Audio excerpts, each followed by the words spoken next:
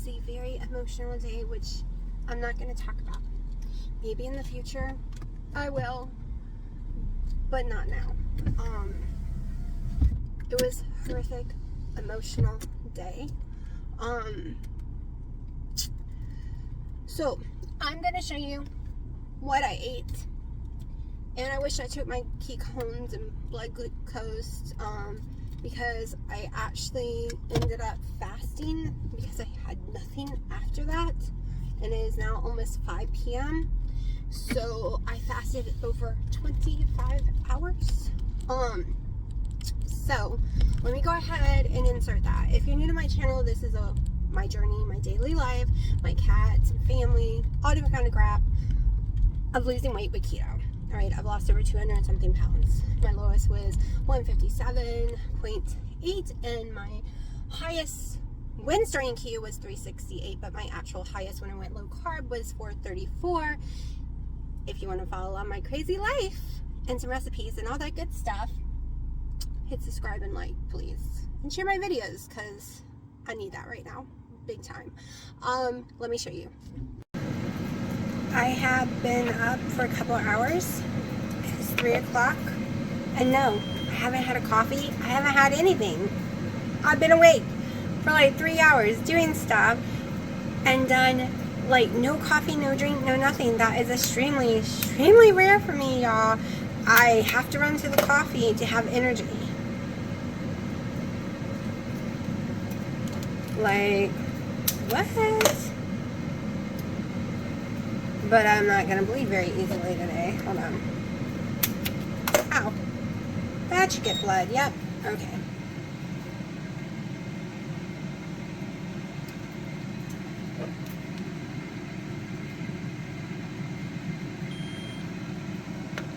So, got some bacon cooking and got my first fatty coffee going. 93. I was expecting that. I was actually expecting way higher, because when I fast this long, I get into the hundreds. So 93 is fine.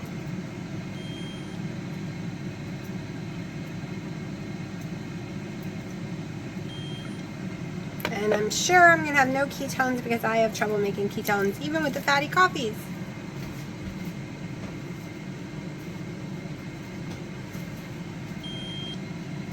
.3, no ketones. Okay, so I'm having my fatty coffee. In case you don't know what that is, it is a Scuba MCT powder by Perfect Keto, a Scuba collagen powder by Perfect Keto, 1 tablespoon of butter, 2 tablespoons of heavy cream, 1 sweet and low, 1 cap of salted caramel skinny syrup. The only reason I'm doing the skinny syrup is I'm trying to lower the sweet and low. I'm down to 1. But when you really read about it, the studies, I don't think the sweet and low studies are bad at all compared to the splendocirculose type studies. I'm more scared of those after reading than I am sweet and low that I've been on since I was a baby.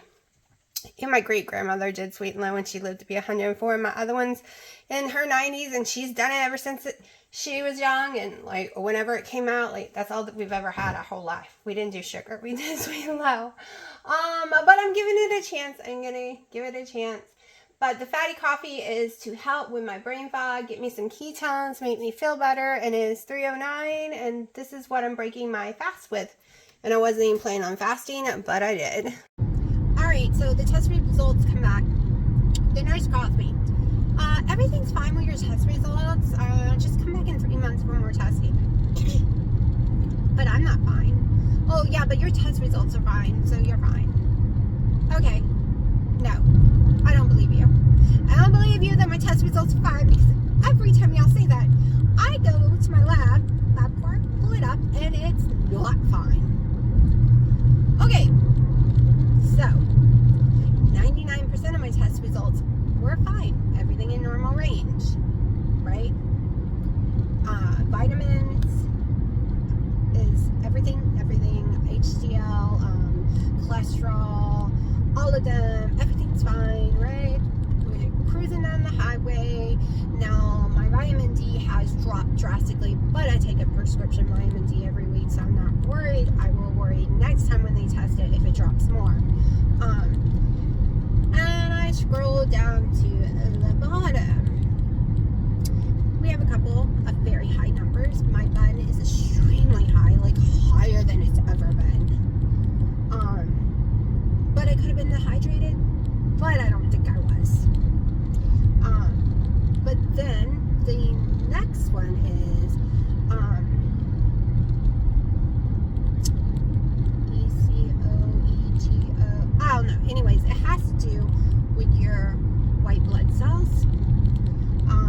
Now my white blood cell count was elevated. That's normal. I was born with very elevated white blood cells. That's fine. It freaks doctors out usually, but it's in my chart that that's fine. It doesn't matter. The one that was elevated though has never been elevated in my life, which indicates fighting an infection. Basically, it's your flight for life or flight, or flight for life, fight for life, whatever little thing that people always talks about.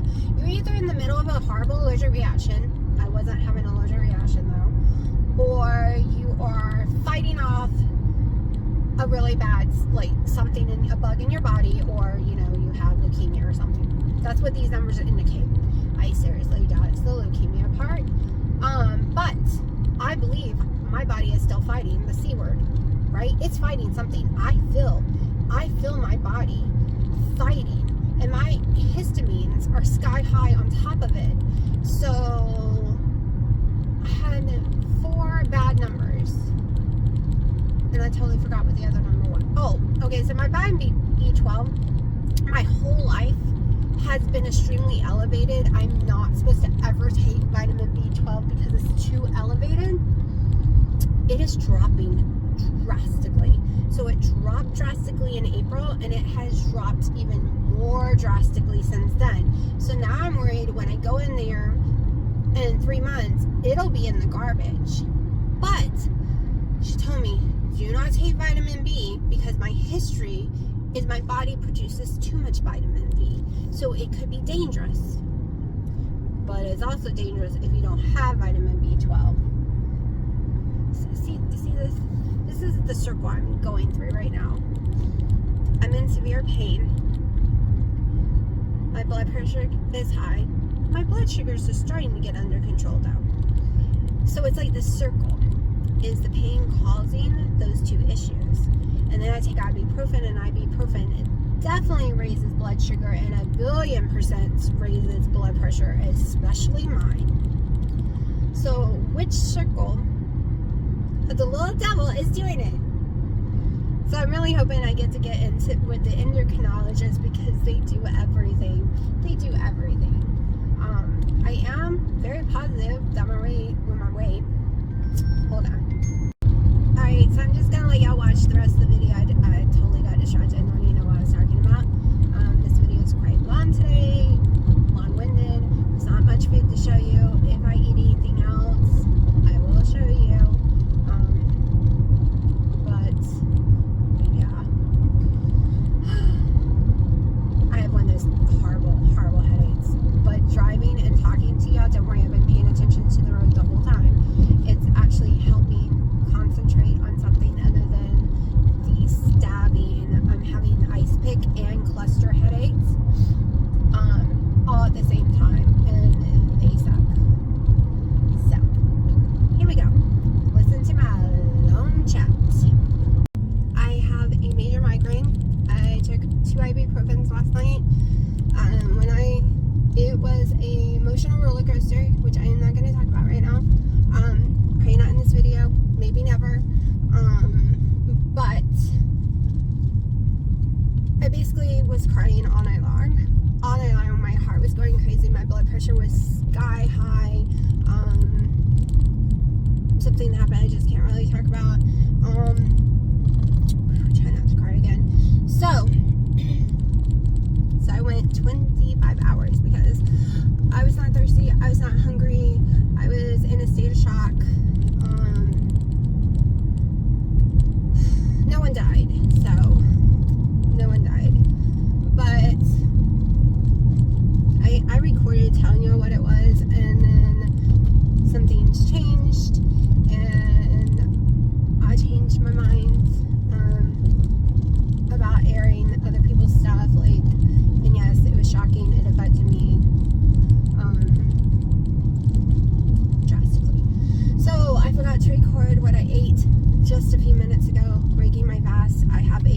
coffee I'm just about to drink to break my fast, and I just had 6 pieces of bacon in the air fryer, just like yesterday.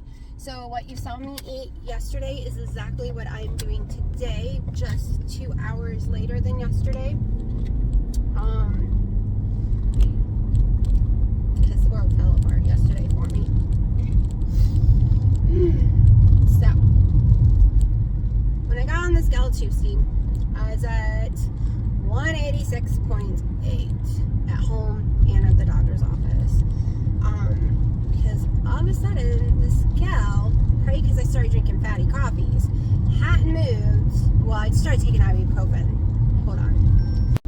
Okay, as I was saying, I'm not really going to look at the camera too much because I got to drive. And I need sunglasses. I had to take another ibuprofen because I have a major headache. So at the doctor's office, I was 186.8, something like that. And at home that day.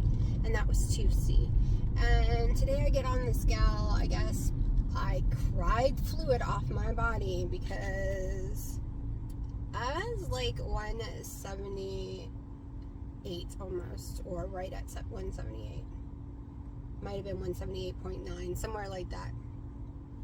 So, and yesterday when I got on the scale, I was still like almost 186, like right there.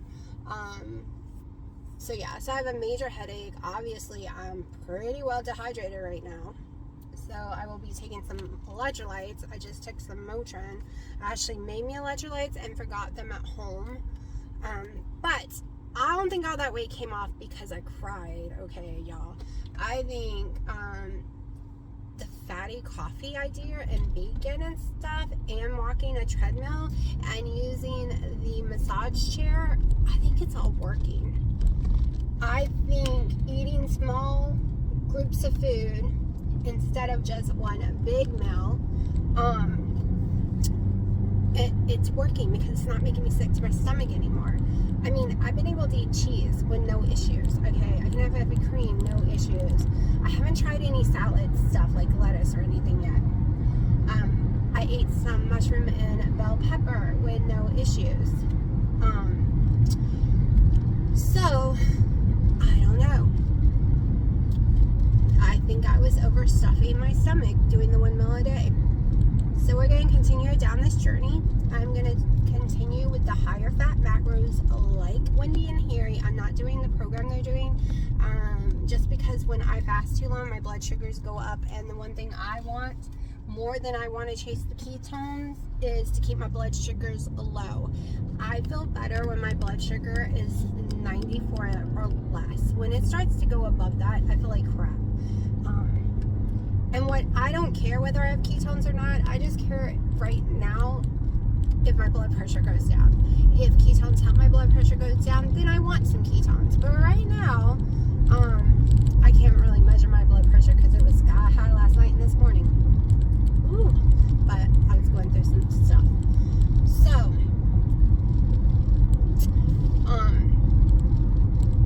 yeah, totally lost train of thought. But the fatty coffee seems to be working. If you're new to my channel, you haven't watched the last 3 videos, what is a fatty coffee? Well, my fatty coffee is pretty simple. It's 1 sweet and low because I hate the taste of stevia and I need to hide it a little. It is 1 cap of salted caramel Skinny Girl syrup. It is 1 scoop of perfect keto collagen salted caramel and 1 scoop MCT oil perfect keto powder, not oil, so MCT powder. I did buy MCT oil to try again next week. I also put in my coffee, this is why it's fatty coffee, people, it's almost 500 calories too. I put in 1 tablespoon of butter and 2 tablespoons of heavy cream, or there are days like this one where I put in 2 tablespoons of butter and only 1 tablespoon of heavy cream. I'm trying to get off the heavy cream, so I'm weaning myself, and I've decided to wean myself just to probably 1 sweet and low. I was going to try to go 5 days with no sweet and low. I've been on it since I was a baby. I did a lot of looking up studies and all kind of things lately, and the studies that do sucralose versus sweet and low, the sucralose just fine. But sucralose shows up on an MRI in your brain. Okay, listen, and I'm not preaching to anyone not to do Splenda. I've never done Splenda because I knew this about Splenda, but I thought it was from the maltodextrin and stuff, right? Because it's like real sugar. It's a chemical real sugar. Like it'll spike your blood sugar. So that's why I've never done it. But I just recently read some reports of a lot of studies showing that they're testing sucralose, not the maltodextrin part, and that it shows up on the MRI. It gives you brain fog, it gives you body pain, it mimics like you're having lupus or something, or Hashimoto's. It can make you cold, it can make your fingers tingle, and even if it's not raising your blood sugar, supposedly. These are what these studies say. Okay, I felt this way before I even started doing Skinny Girl syrup, so for me, so the point is, there's probably a study other than on monk fruit and erythritol and allulose, because those studies all come back, they're perfectly fine for you 100%. But we're probably going to find a study out there that can say this is horrible for you, this is horrible for you, because there are studies that say fat is horrible for you. Have a spoonful of sugar a day instead. Literally, there is a study Owen Mills put out many decades ago. That's why people stopped eating the fatty bacon and eggs and butter for breakfast and started eating cereal. And I don't know. But, yeah, no. So, basically, choose your poison. You can be the person who is paleo and do none of the things they say are poisonous, or you can choose which poison you want to do, because it's your life, right? And yes, I'm sticking to the one sweet and low because of one of my viewers who are very, very concerned about my sweet and low intake, and I have to admit, my sweet and low intake did get pretty high. I was doing 4 sweet and lows per coffee, and I was having about 3 coffees a day, and I was doing 4 sweet and lows for every cup of water I was having because I hate the taste of water. So I was doing a lot of sweet and low, like probably 30 plus packs a day, and didn't even realize it until she really started pointing out about sweet and low. So for this girl to be down to and not putting in her water and down to 2, I'm putting a stevia lemon drop. I will show you later. It's a monk fruit stevia lemon drop in my water instead now, so it doesn't have any bad things. I'll show you all later if I remember.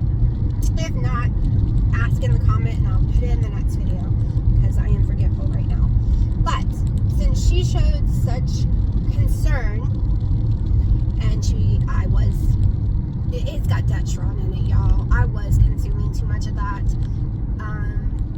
So I am down to 2 a day, which I consider a great achievement and so fast. And maybe in one day, maybe 0 a day. I don't know. But right now, every time I try to drink my coffee, my taste buds are like, ew, nasty, spit it out.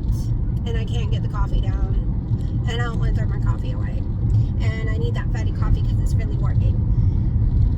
So, I'm down to 1 per coffee, having 2 coffees a day. So there we go. Not in my ice cream, not in baked goods, not in nothing. I'm not making anything that has sweet and low in it right now. I'm going to try the next time I make my salad dressing, I'm going to try to use some allulose. Because I can't, or even a little bit of monk fruit. Because I can't use too much because monk fruit is normally cut with erythritol, at least everything I found, because I cannot find my allulose monk fruit cut. That's what I want. And you can't just buy a bag of monk fruit, it's way too expensive.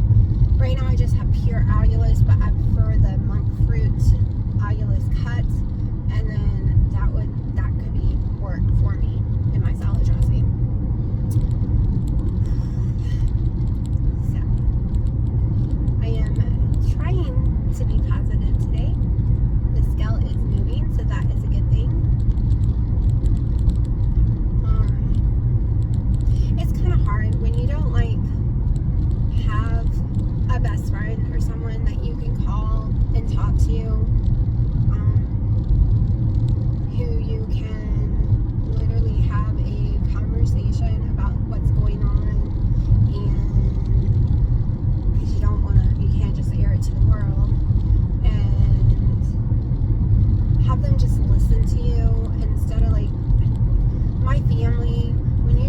talk to them. I get it. They love me, and they're gonna have some real hardcore views on anything I try to talk to them about, because they don't like seeing how devastated I get about things. I get that, but at the same time, I need someone who isn't going to take in my devastation in part of the conversation. Like, I want to be able to discuss all the viewpoints of this conversation without them feeling hurt and like they've been betrayed or something. You get what I'm saying? I'm sure you do. I'm sure you get what I'm saying. I get that there are some best friends that would feel that way too, but I don't know. Sometimes things aren't as bad as they might seem, but because you have no one to talk to, they seem huge.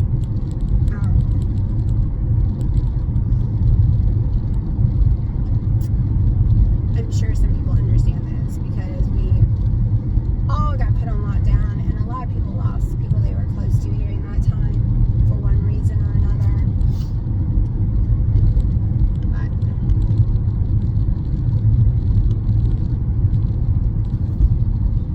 and I am trying to find ways for us to have fun. Dino thinks the gym is fun, so we have been going to the gym. It gets my cardio in and my little circular, which I literally am in so much pain. Like, I could cry. I can't lift this arm up. I hurt it doing the circular 2 days in a row. It was too much because this is my injured arm from 2019 that was being like physical therapy in 2020. It took that long to get diagnosed and get physical therapy, and then the world broke down 1 month later, and I never got to go back, and it has never ever healed properly.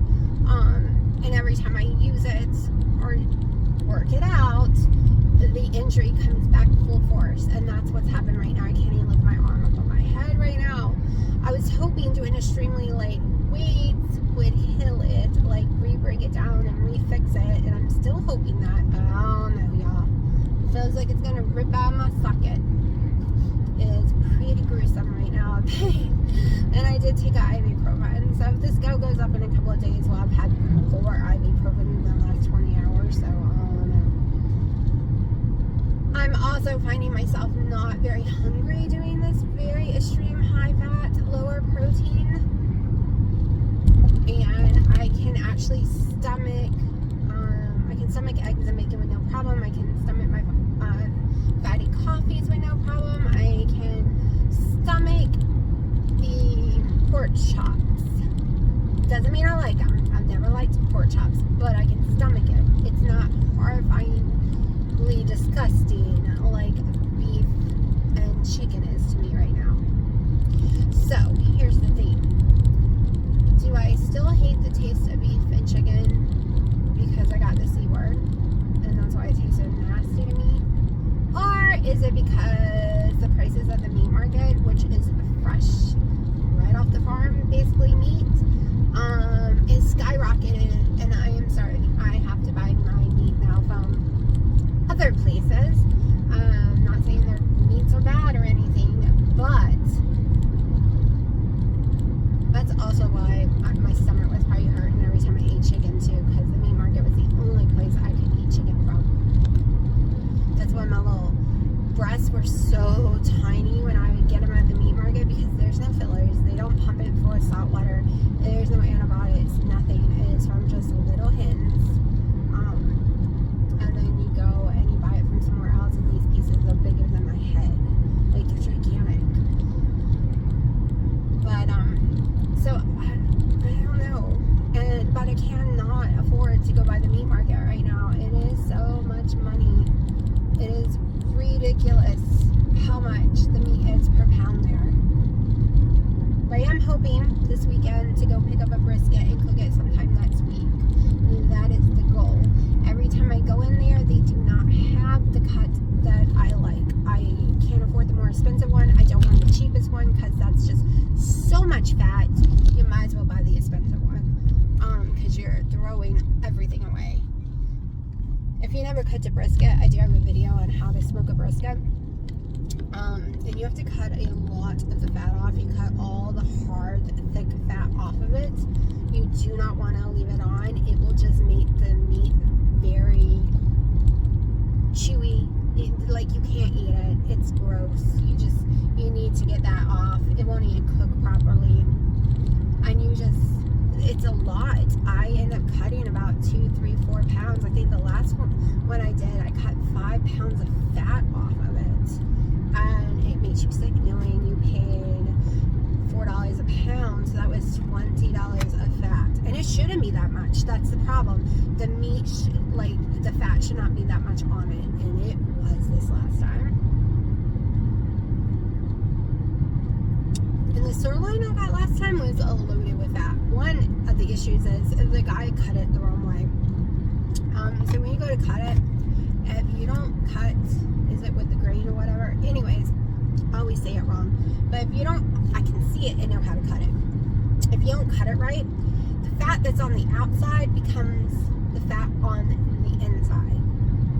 Okay, so if it's this big giant roast and you turn it correctly and cut it in the machine,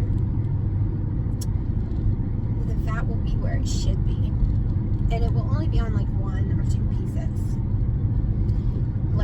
Like right at the end, just on the tips. Just tip on this side, tip on that side, the tops, the bottom, the middle won't have it. But somehow he did not cut it that way.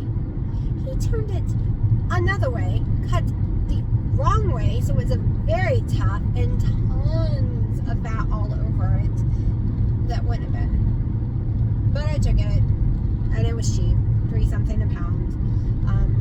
Now if it was more money, I would have been mad and probably taken it back.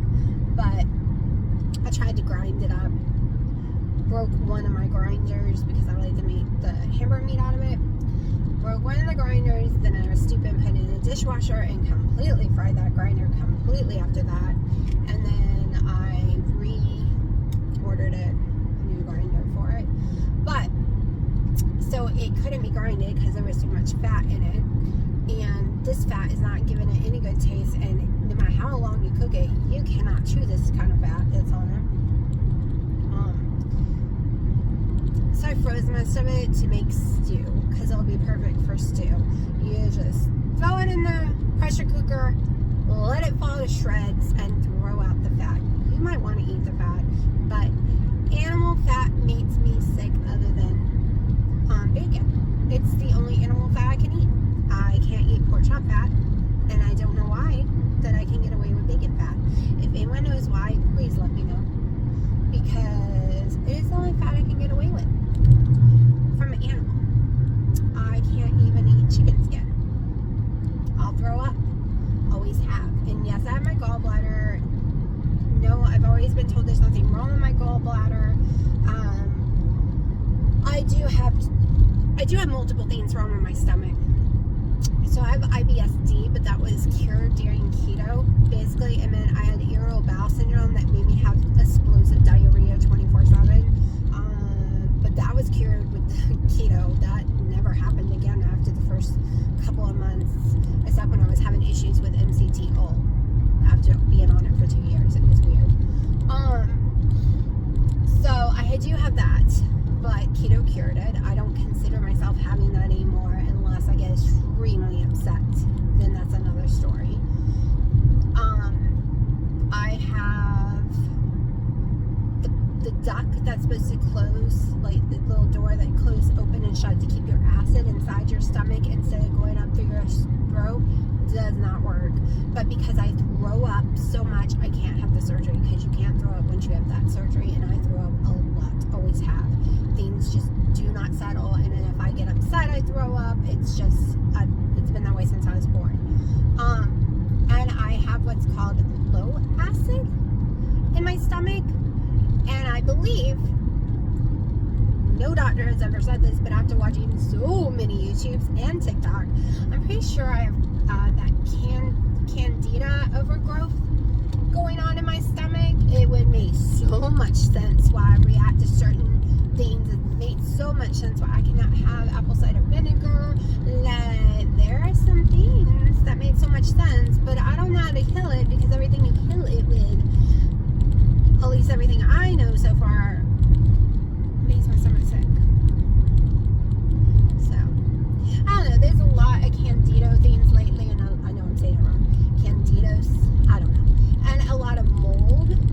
listen, I have not responded to the comment. I have not read the comment 100%, but I got the comment of something about don't eat Brussels sprouts, don't eat mushrooms because they're full of toxins and stuff like that.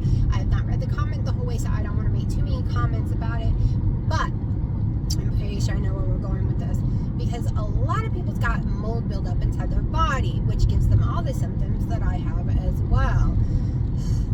Alright, so I know I've been rattling for 20 minutes, but I want to tell you about the doctor's thing,